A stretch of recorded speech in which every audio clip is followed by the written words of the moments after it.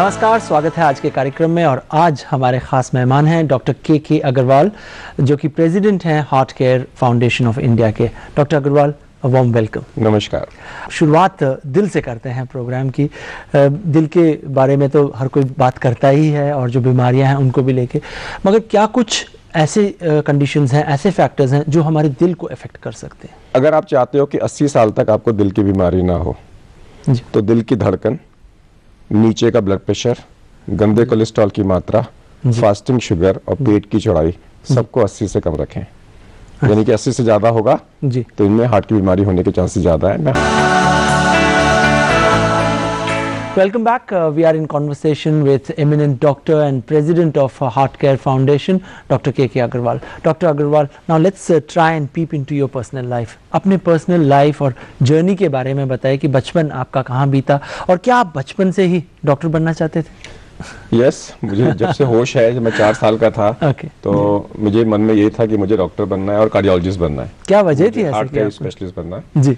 हम लोग 11 लोग एक कमरे 1 बेडरूम सेट में रहते थे हौस काजी में। जी जी। हौस काजी में पुरानी दिल्ली के अंदर में, और मेरा जो कमरा था वो गोदरेज की अलमारी का ऊपर का हिस्सा था। क्या बात है। छोटा सा जो हिस्सा है वहीं पे बैठ के खाना खाता था और रात में कहाँ सोते थे हमें पता नहीं, क्योंकि 1 बेडरूम सेट में 11 लोग हम होते थे। हम 9 भाई बहन थे जी। और उस वक्त में मेरी फॉर्चुनेट की फैमिली प्लानिंग नहीं थी, क्योंकि अगर फैमिली प्लानिंग होती तो मैं तो पैदा ही नहीं होता क्योंकि मैं 7वें नंबर पे था। लेकिन हम लोग एक गरीब परिवार से थे। मेरे फादर उस वक्त में 60 रुपए की नौकरी क्या करते थे। बाद में जाके वो बिजनेस में आए, थोड़ा बहुत संभले हम लोग।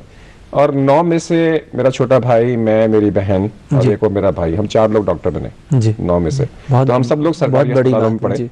हम में से किसी ने प्राइवेट के अंदर में नहीं। हम सरकारी स्कूलों के अंदर में जमीन पे बैठ के पढ़ते थे। Anglo Sanskrit Victoria Jubilee Higher Secondary School जो दरियागंज में था जी। हमने देखा मेरी बहन को अस्थमा था, उसको तड़पते हुए देखा और हम इलाज नहीं करा सकते थे जी। तो उसने और मैंने दोनों ने डिसाइड किया कि हम जाके डॉक्टर बनेंगे जी। तो क्योंकि हमारे घर में इलनेस होती थी तो हमें समझ में नहीं आता था क्या करें। तो कहीं ना कहीं से मन में था कि डॉक्टर बनना है। डॉक्टर साहब, आप में हम एक बहुत अच्छा कॉन्फ्लुएंस देखते हैं। आप एक मेडिकल डॉक्टर हैं, साइंस की बात करते हैं, एट द सेम टाइम आप स्पिरिचुअलिटी की भी बात करते हैं। तो वो जो कॉन्फ्लुएंस है आप में मेडिसिन को लेके, हेल्थ को लेके, स्पिरिचुअलिटी को लेके और दूसरे जो एलाइड स्ट्रीम्स हैं, ये कैसे आया आप में? मेरे को ये लगता है कि स्पिरिचुअलिटी को मेडिसिन के साथ में जरूर जोड़ना चाहिए। हर साइंस में, हर रिचुअल में, हर फेस्टिवल में कहीं ना कहीं साइंस छुपा हुआ है। वो मेरी एक किताब है, मैं लिख रहा हूँ, के अग्रवाल की हनुमान चालीसा, के अग्रवाल की एलोपैथिक रामायण, के अग्रवाल की महाभारत। मैं बहुत सारी ऐसी चीजें मेरी एलोवेद के नाम से किताब में बताई। अक्सर जो क्रिटिक्स हैं पॉइंट आउट करते हैं कि हमारे देश में, शायद दूसरे देशों में भी, ब्रांडेड मेडिसिन लिखे जाते हैं जो कि काफ़ी कॉस्ट में ऊपर होते हैं, कि अगर हम लोग एक और सिस्टम अडॉप्ट कर लें जिसमें डॉक्टर्स जो हैं across the board, across the country generic medicine लिखें और वो पेशेंट के ऊपर छोड़ दें कि वो कौन से कंपनी का खरीदता है, तो वो ज़्यादा बेटर प्रोपोजिशन हो जाए। मैं इसको मानने को तैयार नहीं हूँ क्योंकि आप पेशेंट के ऊपर में ऑप्शन दे रहे हो कि एक दवाई 6 कंपनियों की केमिकल नेम से अवेलेबल है, तो जो मर्जी खरीद ले, क्योंकि जो ब्रांड एक बार चालू किया तो बदल नहीं सकते, वो पेशेंट के लिए नुकसान नहीं। मगर उसमें केमिकल कंपोजिशन तो सेम ही हुआ। नहीं, कंपनी इसकी सेम नहीं होगी। जो कंपनी की आप ले रहे हैं उसी कंपनी की आप हमेशा लीजिए। वी डोंट वांट बायोअवेलेबिलिटी लोगों की डिफरेंट हो। जैसे अमेरिका में एक ही ब्रांड अवेलेबल है, तो सरकार क्यों सेम दवाई को अलग अलग प्राइस पे अलाउ कर रही है मार्केट करने के लिए? हमारी कंट्री में अगर आपको यूनिफॉर्मली केयर करनी है तो आपको सस्ती दवाइयां, एक ही दवाई प्राइस कंट्रोल में होना चाहिए। इससे महंगी दवाई सरकार अलाउ ना करे जी। अगर ऐसा करते हो तभी आप यूनिफॉर्मली हर आदमी तक पहुंच पाओगे। और वो दवाइयां फेक नहीं होनी चाहिए, काउंटरफिट नहीं होनी चाहिए, ये सरकार की रिस्पॉन्सिबिलिटी होनी चाहिए। और सरकार की तरफ से लिस्ट में आनी चाहिए कि ये दवाई 2 रुपए की भी है, 20 रुपए की भी है। आज मुझे कैसे पता लगेगा जी? आज मुझे कैसे पता लगेगा?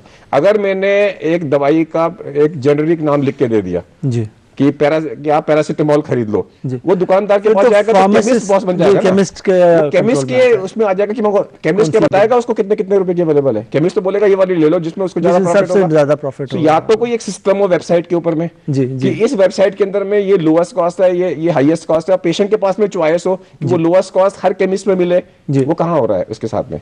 सो मेरा ये मानना है कि आप प्राइस कंट्रोल करो। महंगी दवाइयां इंडिया के अंदर में अलाउ नहीं होनी चाहिए बिकने के लिए। अगर अगर एक दवाई कोई 2 रुपए की बेच रहा है मान लीजिए, तो आप बोलो ठीक है 2 और 2.5 रुपए के बीच में आप बेच सकते हो। जी डॉक्टर साहब, चलते चलते जो हेल्थ केयर सिनेरियो है हमारे देश का, उसके दिशा और दशा के बारे में बात कर लेते हैं। आगे चलते हुए आप क्या समझते हैं कि अगले 15-20 सालों में हेल्थ केयर सिनेरियो किस तरह से पैन आउट होगा? अगर मुझे बदलाव चाहिए तो health should be my priority, insurance should be compulsory, हर आदमी को एक बेसिक ट्रीटमेंट मिलना चाहिए, दवाइयाँ फ्री होनी चाहिए, डायग्नोस्टिक्स फ्री होने चाहिए, अप्लायंसेस सस्ते होने चाहिए।